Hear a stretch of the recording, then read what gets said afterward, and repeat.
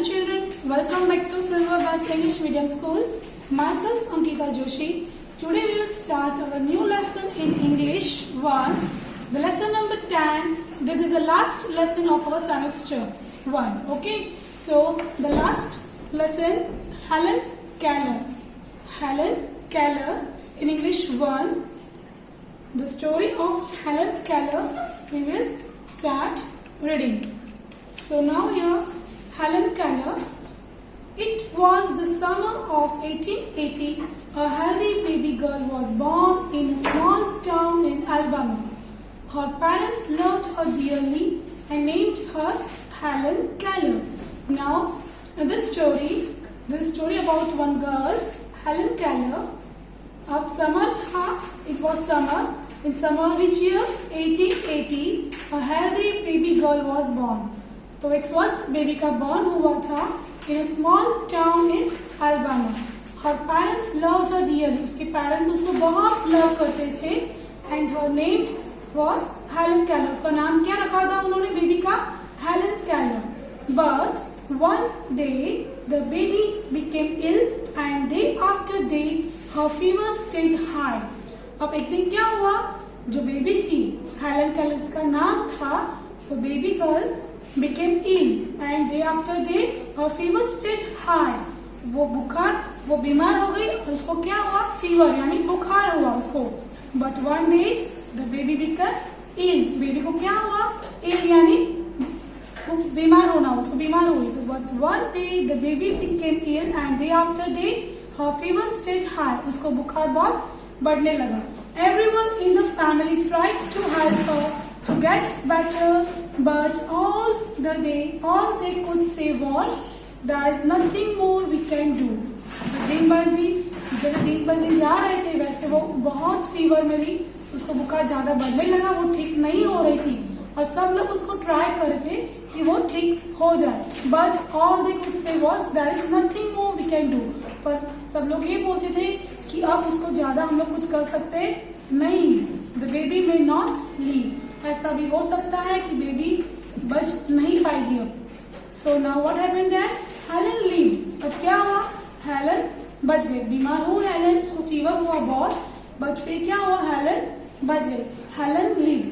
But she was not the same after her illness. पर बीमारी के बाद वो पहले जैसी नहीं रही. तो Helen lived. Helen बच गई. But she was not the same after her illness. Something is very wrong. Her mother said. उसकी मम्मा ने बोला कि कुछ ना कुछ गलत हुआ है कि हेलन की तबीयत बिगड़ने के बाद, उसको फीवर आने के बाद उसकी तबीयत पहले जैसे नहीं रही है. तो something is very wrong. Her mother said. किसने कहा ये? उसकी मम्मा ने बोला. At last they found out what was wrong. The child could not see or hear. अब फिर लास्ट में क्या पता चला कि उनको ये पता चला कि क्या गलत है, वो पता चल गया उनको क्या पता चला? The child could not see or hear. Fever आने के बाद हेलन जो सुन सकती थी और देख सकती थी वो नहीं कर पा रही थी. मतलब कि वो बीमार होने के बाद उसका सुनना और देखना बंद हो चुका था. So child could not see or hear. Helen का देखना और सुनना बंद हो गया. After fever, the baby grew into a little girl. जो बेबी थी वो लिटिल गर्ल में वो थोड़ी बड़ी हो गई. The baby grew into the little girl. Her parents felt sorry for her.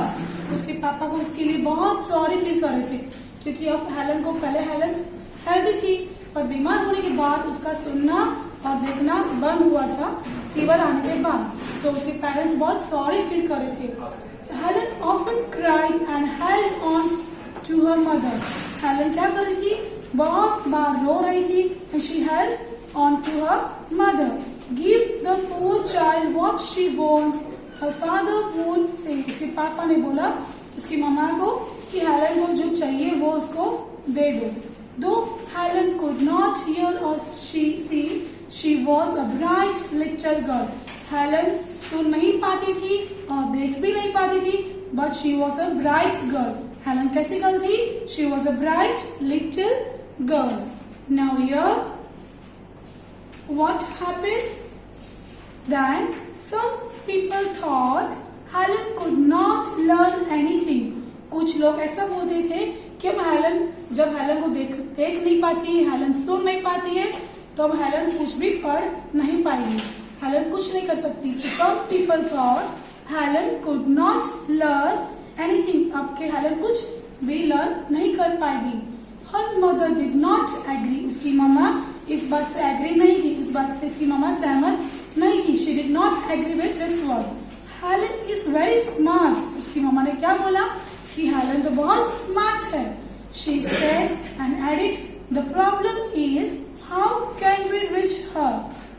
उसकी मम्मा ने क्या बोला कि हेलन बहुत स्मार्ट है. उसने ये भी साथ में ऐड किया, the problem is how can we reach her. But ये प्रॉब्लम है कि हम हेलन को कैसे हेल्प करें, हम उसकी तक कैसे पहुंचे और किस तरह से उसको हेल्प करें, ये प्रॉब्लम है. उसकी प्रॉब्लम पे कैसे पहुंचे हम लोग. She locked up inside herself. उसकी मम्मा ने बोला कि वो अपने अंदर लॉक हो चुकी, तो हमें उसको बाहर निकालें, मतलब बाहर ऐसे लॉक नहीं, उसको जहां तक उसकी मम्मा वो नहीं समझ पा रही उसकी तक पहुंचना है कि उसके हम लोग कैसे एक्सप्लेन करें, कैसे अच्छे समझाए, कैसे उसको वहां से बाहर निकालना है. Helen began to grow wild. Helen धीरे धीरे बड़ी होने लगी and grow wild, थोड़ी जिद्दी होने लगी. She would not let anyone comb her hair. उसने वो जैसे बड़ी होने लगी तो उसको कुछ समझ में नहीं आ रहा था, बोले जिद्दी हो गए बच्चे, तो वैसे जिद्दी होने लगी थी, उसको कुछ अच्छा नहीं लग रहा था, वो किसी को अपने बाल कोम करने नहीं दे रही थी. Then her clothes were always dirty. उसके कपड़े कैसे होते थे, पूरे दिन गंदे होते थे. हेलन के कपड़े कैसे होते थे, गंदे. वो किसी को बाल बनाने नहीं देती थी, फिर कपड़े भी उसे पूरे दिन गंदे पहनती थी वो. She was often angry. वो कभी बहुत गुस्सा भी करती थी. Sometimes she even lay on the floor and kicked her feet. कभी कभी तो ऐसा होता था कि वो फ्लोर पे लेट जाती थी, यानी फर्श पे फ्लोर पे लेट जाती थी और किक करती, अपने पैरों से वो किक करती थी. She kicked her feet. Her parents thought that they should find a teacher for her. उसके पेरेंट्स ने भी सोचा कि हमें टीचर ढूंढनी चाहिए, किसके लिए, हेलन के लिए. Her parents thought that they should find a teacher for her. Miss Sullivan, a young teacher, agreed to help Helen to see the world. अब उसके पेरेंट्स को टीचर ढूंढनी थी. They want to find teacher, किसके लिए teacher find कर रहे थे उनको, हेलन के लिए. तो उसके पापा मम्मी ने टीचर फाइंड की, उसके पेरेंट्स ने टीचर फाइंड किया. उनका नाम क्या था, Miss Sullivan. A young teacher agreed to help Helen to learn to see the world. जो मिस सुलिवन है, this is the Miss Sullivan. उन्होंने उसने एग्री की, मतलब वो बोल रही थी कि हाँ मैं हेलन को हेल्प करूंगी. किस लिए हेल्प करूंगी, टू सी द वर्ल्ड, दुनिया दिखाने के लिए. I will help the Helen. उन्होंने बोला कि मैं उसको हेल्प करूंगी. So Miss Sullivan gave Helen a doll. Miss Sullivan ने क्या किया, हेलन को डॉल दी. In picture you will see, this is, ये मिस सुलिवन है, उन्होंने Helen, she gave a doll to Helen. और फिर क्या किया उन्होंने, DOLL spells doll. She spelled the word with her fingers into Helen's hand. अब मिस सुलिवन ने क्या किया, DOLL डॉल उसके हाथ में, she spelled the word, उन्होंने बोला, and she spelled the word with a finger. उन्होंने फिंगर से हेलन के हाथ में भी लिखा. So she spelled the word with her fingers into Helen's hand. She made the letters with special hand signs. उन्होंने एक स्पेशल हैंड साइन से हेलन के हाथ पे लिखा. Then what happened? Helen copied her teacher and spelled DOLL too. Helen ने क्या किया, उसने टीचर को कॉपी किया and she also spelled DOLL, but she did not understand what she was doing. But Helen को समझ में नहीं आ रहा था कि टीचर क्या कर रही है. So but she did not understand what she was doing. Helen liked miss Sullivan. She was strict but kind. Helen को मिस सुलिवन अच्छी लगने लगी. She liked her. She was, miss Sullivan कैसे थी, she was strict but kind. वो strict भी बहुत थी, यानी कठोर भी थी, और बहुत दयालु भी थी. She was strict but kind. Kind में मीनिंग क्या होता है? दयालु होना. She spelled a lot of words for Helen on her hand, day and night, to make Helen understand. Miss Sullivan ने ऐसे बहुत सारे वर्ड्स हेलन के हैंड पे लिखे दिन रात और उसको समझाने के लिए. क्यों ऐसा किया? ताकि हेलन वो वर्ड्स को लर्न करे.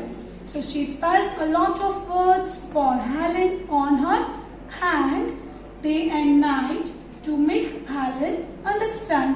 Now here, one day, her teacher made Helen put her hand into running water.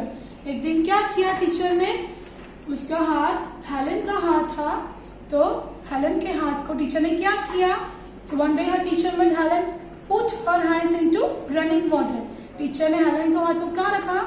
बहता हुआ पानी में. In running water. Put her hand into running water. तो पानी बह रहा है उसके अंदर, टीचर ने उसका हाथ रखा. Then she spelled W-A-T-E-R. Suddenly, Helen understood that W-A-T-E-R meant something white running over her hand.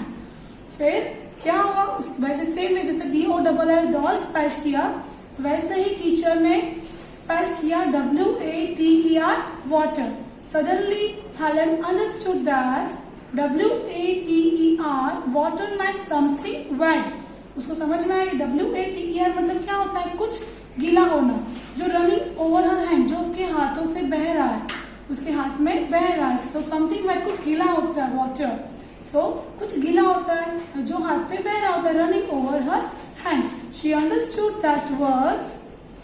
उसको वो वर्ड समझ में आ गया कि मिसेस सुलिवन उसको क्या समझा रही है. W-A-T-E-R water. So she understand that word. The most important things in the world, words would let her everything. 1 minute, children. So here, what the most important things in the world, words would let her everything she wanted to know. Now in the picture you will see, आप देख रहे हो ना कि जब miss Sullivan ने उसके हाथ में W-A-T-E-R water स्पेल लिखा, suddenly Helen understood that W-A-T-E-R मतलब क्या होता है? You will see in the picture that उसको समझ में आया कि something wet running over her hand like this. In the picture you will see. So she understood that words. अब हेलन को समझ में आया कि words means she understood that words life में बहुत important होते हैं. So she understood the words were the most important things in the world. Words बहुत important होते हैं वर्ल्ड के अंदर. क्यों? Words would tell her everything she wanted to know. Words हमें बहुत कुछ समझाते हैं, बहुत कुछ कहते हैं. So words would tell her everything. Words हमें सब कुछ बोलते हैं. She wanted to know, जो हमें जानना हो. तो words. So here again I'm telling you the last line. I'm again explaining to you. She understood that words were the most important things in the world. Words would tell her everything she wanted to know. Words हमें सब कुछ बताते हैं जो हमें जानना हो. वैसा हेलन को समझ में आने लगा. Now here new words. Dearly means बहुत प्यारा, नजदीक हमारे. Illness means क्या होता है? बीमारी. Agreed means सहमत होना. Important means as we know the two important, बहुत जरूरी. Now here our Helen Keller lesson is over. I hope you will understand the lesson. You read twice or thrice this lesson, and I will send to you PDF, so you have to copy down in your notebook. Till then, thank you. Bye bye.